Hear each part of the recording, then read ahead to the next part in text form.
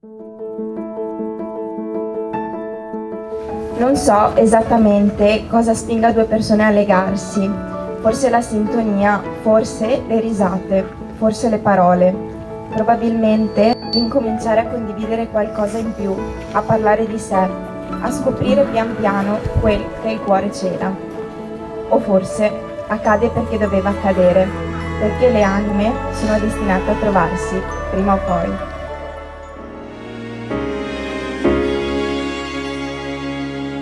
L'amore che ti circonda ti salverà sempre. Avevi ragione, Nicole. L'amore che mi circonda mi ha salvata. Oggi, Giancarlo, voglio dirti una cosa. Sei il mio amore, un amore che cresce senza che ce ne accorgiamo. Parlo di un amore per cui abbiamo combattuto, lottato, un amore di cui ci siamo presi cura, un amore che mi fa venire voglia di sorridere anche quando la vita piange.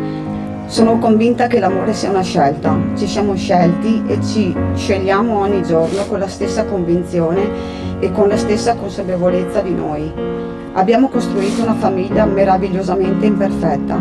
Noi 5 siamo diventati una cosa sola, 5 vite che si sono unite e incastrate l'una con l'altra, passo dopo passo. In questo giorno non ci sono solo 2 persone che si sposano, ma una famiglia che si ama e che ha deciso di urlare al mondo il suo sì. Con amore, Stefania. Eccoci qui, Stefi, in questo meraviglioso giorno tanto atteso e desiderato. Te l'ho detto più volte, ma oggi in particolare voglio ridirtelo guardandoti profondamente negli occhi. Sei la cosa più bella che mi potesse capitare. Rifarei tutto altre 1000 volte, risceglierei te altre 1000 volte, il tuo sguardo, il tuo sorriso, il tuo semplice modo di essere e fare. Per qualsiasi cosa, in qualsiasi circostanza io ci sarò sempre lì, pronto a tutto per te e per voi. Meriti il meglio e spero di essere sempre all'altezza, spero di riuscire a darti ogni giorno tutto ciò di cui hai bisogno.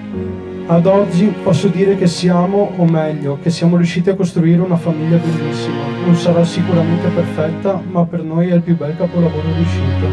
Non ci sono parole, non ci sono emozioni per descrivere e spiegare tutto ciò. Vi amo immensamente, siete la mia vita.